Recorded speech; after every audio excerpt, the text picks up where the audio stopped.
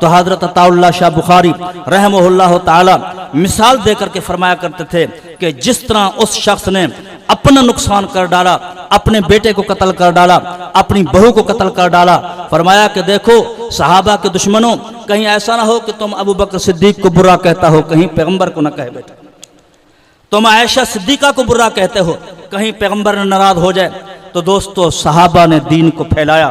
तो मैं अर्ज कर रहा था कि एक है तकमील दीन, वो तो मेरे आका हजरत मोहम्मद रसूलुल्लाह के ज़माने में हुई। दूसरा है तमकीन दीन, दीन जो फैला है वो सहाबा ने फैलाया है। तीसरा है तदवीन दीन, दीन को मुरत्तब किया है तो आइम्मा मुज्तहिदीन ने किया है।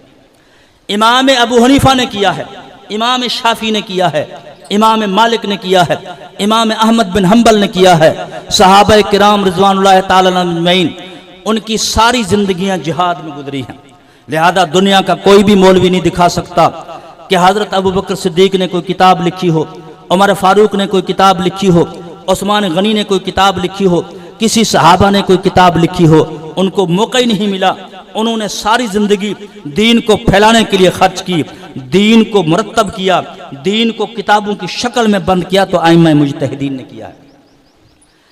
आइम्मा मुज्तहिदीन का बहुत बड़ा एहसान है कि हदीस के अंदर जहाँ जहाँ पर नमाज के मसले बिखरे हुए थे उन्होंने यकजा हमें करके दिखाए। वजू के मसले जहाँ जहाँ हदीस में बिखरे हुए थे उन्होंने यकजा हमें करके दिए। इस तरीके पर तहारत, पाकी और पलीती के हदीस के अंदर जहाँ जहाँ पर मसले बिखरे हुए थे यकजा करके, ये आइम्मा मुज्तहिदीन का हमारे ऊपर बहुत बड़ा एहसान है। हमें अगर आइम्मा मुज्तहिदीन न होते तो हमें पता न चलता कि ये जो है वो हलाल है, हराम है, ये फ़र्द है, ये वाजिब है, ये सुन्नत है या मुस्तहब है। तो दोस्तों एक है तकमील दीन, एक है तमकीन दीन, दोस्तों एक है तदवीन दीन, वो आइम्मा मुज्तहिदीन के ज़रिए से, और है ततहीर दीन, दीन को पाक करना, साफ करना, हर गुमराह की गुमराही से बचाने की कोशिश करना। दोस्तों ये काम किया है तो उलमाए देवबंद ने किया है। ये काम अगर किया है ततहीर दीन का तो उलमाए देवबंद ने किया है। शिर्क के खिलाफ काम किया तो उलमाए देवबंद ने किया है। बिदअत के खिलाफ अगर काम किया है तो उलमाए देवबंद ने किया है। आज हर शख्स कहता है कि ख़त्म नबूवत का काम हो, नामूस रिसालत का काम हो, लेकिन बाकायदा जमात की शक्ल में, मजलिस ख़त्म नबूवत की शक्ल में अगर ये जमात है तो अल्हम्दुलिल्लाह उलमाए देवबंद के पास है। हर शख्स ये कहता है कि सहाबा की शान ऊंची हो, दिफाए सहाबा का काम हो, लेकिन अगर इस काम पर प्लेटफार्म बाकायदा अगर जमात है तो उलमाए देवबंद के पास है। हर शख्स ये कहता है मुल्क के अंदर इस्लामी निज़ाम हो, मुल्क के अंदर इस्लामी सियासत हो, अगर ये जमात इस अंदाज की अगर है तो उलमाए देवबंद के पास है, जमीयत उलमा इस्लाम की शक्ल के अंदर है। हर शख्स ये कहता है कि ये जो बेदीन लोग हैं, जो जाहिल लोग हैं, उन तक पैगंबर का कलमा पहुंचे, कलमा सीखने वाले बन जावें, कलमा पढ़ने वाले बन जावें, नमाज पढ़ने वाले बने, ये हर एक की तमन्ना है। लेकिन अगर जमात की शक्ल में अगर कोई जमात तबलीगी जमात है तो उलमाए देवबंद के पास है।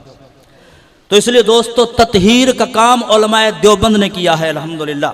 मैं एक वाक़या के सामने अर्ज करता हूँ। देवबंदियत जिस तरह ये दुनिया चार अनासर से चल रही है, आग, हवा, पानी की मिट्टी के ज़रिए से चल रही है, हर शय के अंदर ये चार अनासर काम कर रहे हैं। आग भी है, पानी भी है, मिट्टी भी है, कहीं कोई उनसर गालिब है, कहीं कोई उनसर गालिब है। देवबंदियत भी चार अनासर का नाम है, देवबंदियत भी चार चीज़ों का नाम है। देवबंदियत एक नाम है,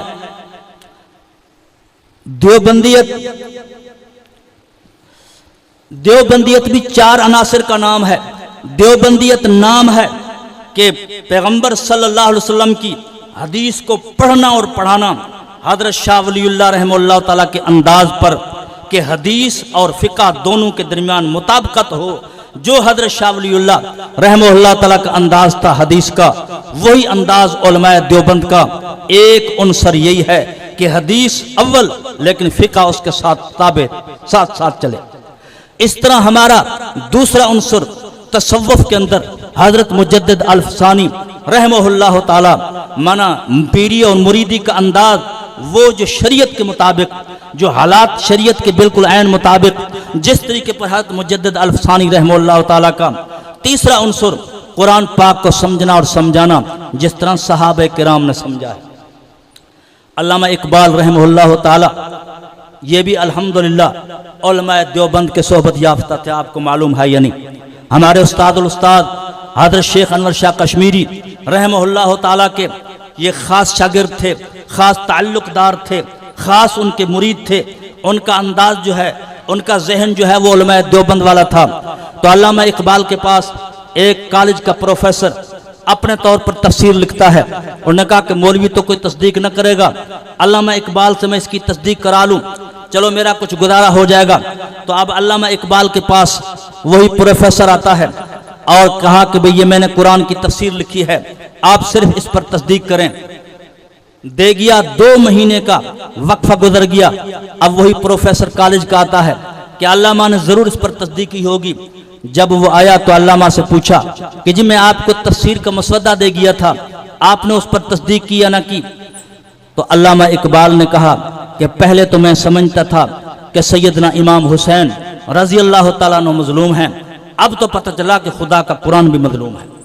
जो बदमाश उठता है, जिसको भी 2 लफ्ज आते हैं और वो कुरान पाक की तफसीर लिखने शुरू कर देता है, जा तेरी तफसीर गलत है, सहाबा के खिलाफ तूने तफसीर की है। तो तीसरा उन्सर उलमाए देवबंद का कि कुरान को समझना समझाना है तो सहाबा के अंदाज पर समझाना है। अल्हम्दुलिल्लाह उलमाए देवबंद के जितने मदारिस हैं, ये अब जो आइंदा माह रजब का महीना आ रहा है, शाबान रमज़ान का महीना आ रहा है, इसमें बाकायदा कुरान पाक के दौरे होते हैं, कुरान पाक के तर्जमा और तफसीर पढ़ाया जाता है सहाबा के अंदाज पर। और अल्हम्दुलिल्लाह हमारे मदरसे के अंदर भी शेखुल कुरान हज़रत मौलाना उस्ताद मौलाना नईमुल्लाह खान साहब दामत बरकातहुमुल आलिया इन 2-3 महीनों के अंदर कुरान पाक का तर्जमा पढ़ाते हैं, ताकि पता चले कि जिस तरह सहाबा ने कुरान समझा था वो क्या अंदाज है। आप आए उस अंदाज से। तो तीसरा उलमाए देवबंद का उन्सर जो है वो यही है कि हमने कुरान पाक को समझना है तो सहाबा के अंदाज पर। चौथा देवबंदियत का जो उन्सर है जज्बा जिहाद, जिस तरह हजरत शाह इस्माइल शहीद रहमतुल्लाह ताला का जज्बा जिहाद था। दोस्तों बस अल्लाह ताला के दरबार में दुआ है कि अल्लाह की ज़ात पाक मेरे चंद कलिमात मकबूल मंजूर फरमावे। व आखिर अल्हम्दुलिल्लाह रब्बिल आलमीन। क्यों न हो मुमताज इस्लाम, क्यों न हो मुमताज इस्लाम दुनिया भर के दीनों में, वहाँ मजहब किताबों में, यहाँ कुरान सीनों में, मोहम्मद की गुलामी दीन हक की